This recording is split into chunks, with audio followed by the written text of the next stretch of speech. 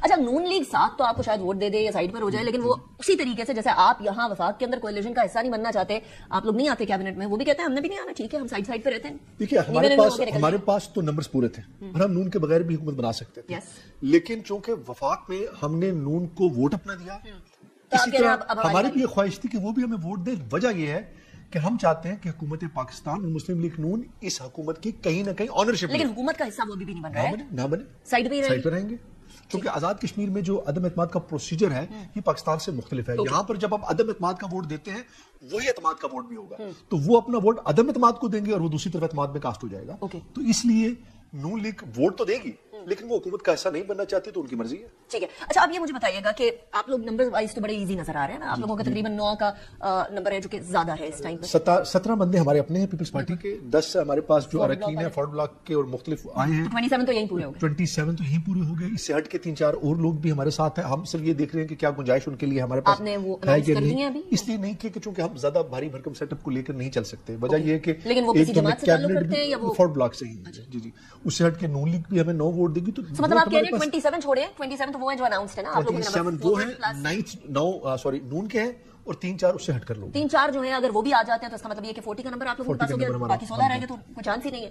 سو اب یہ تو طے ہے کہ اور 16 میں بھی پی ٹی آئی بھی ہے. اچھا, اور جو اس وقت کے پرائم منسٹر انوار صاحب ان کے ساتھ بھی لوگ ہیں, تو وہ تو ان کے ساتھ تو 5-7 لوگ ہیں اس وقت ٹوٹل. اوکے, سو آپ لوگوں نے 8-9 مہینے پہلے آپ لوگوں کو یاد آیا کہ حکومت ہم نے چینج کرنی ہے. 1.5-2 سال سے آپ کہہ رہی ہیں مسئلہ چل رہا ہے. 1.5-2 سال پہلے کیوں نہیں یاد آیا؟ 8-9 مہینے پہلے آ کے کیا ہی کر لیں گے آپ؟ یہ مسئلہ ایک دم نہیں آیا. یہ 3 دفعہ اس طرح ہڑتال کی کال ہوئی اور تینوں دفعہ ایک سے بڑھ کر ایک کامیاب ہوئی. میں خود حکومت کی طرف سے اس کمیٹی کا حصہ تھا. ہم نے 12 یہ کوشش بھی کی چیزوں کو مینجمنٹ کرنے کی, لیکن وہ مینج نہیں ہو پائیں. کچھ چیزیں وفاقی حد تک تھیں, کچھ چیزیں آزاد کشمیر حکومت نے کرنی تھی. کوشش ہم کرتے رہے آخری حد تک, لیکن اب جو آخری مرتبہ یہ جو ہڑتال ہوئی, پہیا جام ہوا, یہ اس قدر قوت کے ساتھ تھا کہ پہلے 2 دفعہ ان چیزوں کو ہم نے ڈیل کیا کہیں نہ کہیں, بعد میں جا کے وفاقی حکومت کو آنا پڑا, لیکن آخری مرتبہ تمام کی تمام آنرشپ وفاقی حکومت کو لینی پڑی آ کر.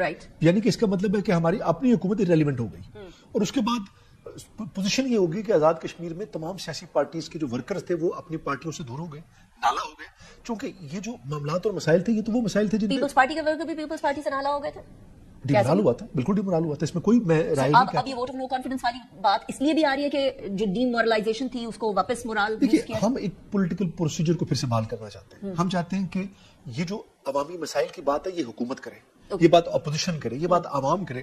جب یہ بات بغیر کسی پولیٹیکل پروسیس کے جاتی ہے تو پھر اس کو کنٹرول کرنا کسی کے بس کی بات نہیں رہتا.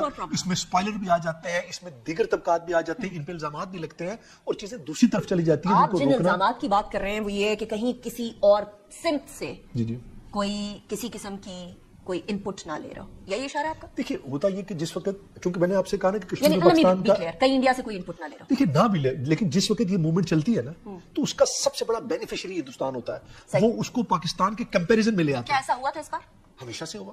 جب بھی یہ تحریک شروع ہوتی ہے سب سے پہلے ہندوستان اس کا ایڈوانٹیج لیتا ہے. اس کا قطعی یہ مطلب نہیں میں کہتا ہوں کوئی پیچھے, مطلب یہ ہے کہ بینیفیشری انڈیا ہے. دیکھیے حقوق کی تو بات بلوچستان کے لوگ بھی کرتے ہیں, خیبر پختونخوا کے بھی کرتے ہیں, جموں کشمیر کے اوپر ذرا ان کی زیادہ وہ اس کو فوکس کر کے ڈائیورٹ کرتے ہیں دوسری طرف. وہ انڈین ایلیگلی آکوپائڈ کشمیر, جموں اور کشمیر کو ہینڈل نہیں کر پا رہے تو ہماری طرف وہ اس کو اس کے ساتھ جوڑتے ہیں. بتائیے گا چیدہ کیونکہ وہاں آزاد جموں کشمیر کے اندر ایک یہ بھی سینٹیمنٹ ہے کہ ایلیٹ کیپچر جو ہے نا اس کو تو ختم کرے پہلے. سو آپ لوگوں کے آنے سے ایک تو ایلیٹ کیپچر کیسے ختم ہو جائے گا, دوسرا یہ کہ چیدہ کیا نکات ہوں گے جو پیپلز پارٹی کی حکومت آتی کرے گی جو 8-9 مہینے میں ہو سکے گی؟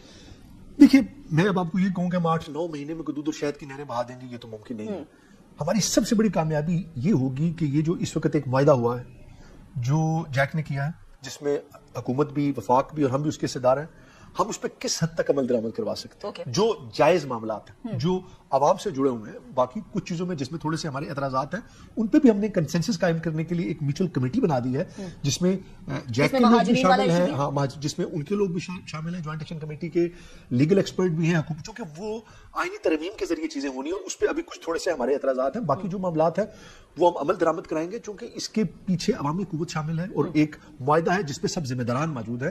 تو ہماری اصل کامیابی یہ ہوگی کہ ہم اس معاہدے پر عمل درآمد کے لیے کس حد تک کامیاب ہوتے ہیں اور پھر عوام کے اندر جا کر لوگوں کو کس طرح سے انگیج کرتے ہیں, فری اینڈ فیئر الیکشن کرواتے ہیں. اس کے اندر باغ کے میرے خیال میں وہ ریپرزینٹیٹو تھے اس عوامی ایکشن کمیٹی کے, ان کی کوئی آڈیو بھی آئی تھی, if I'm not wrong, باغ کے تھے, correct me if I'm wrong.